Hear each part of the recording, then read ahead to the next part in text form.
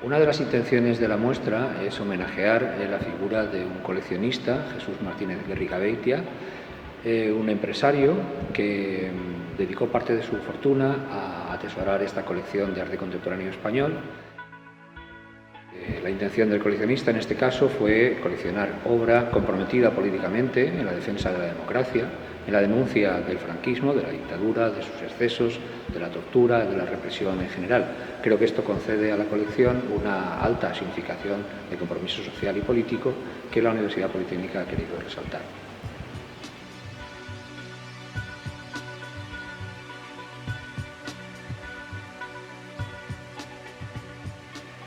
Pues con esta exposición lo que queremos es reconocer el trabajo de la colección Martínez Gerricabeitia y de la Universitat de Valencia en la organización de las bienales de Martínez Gerricabeitia que se vienen realizando desde 1990, pero también toda una serie de exposiciones y de actividades que subrayan y configuran la personalidad de una de las colecciones más importantes en el entorno valenciano. Y queríamos hacer esta exposición en el marco del 50 aniversario de la UPV, pues, tratando de acercarnos también entre las dos universidades.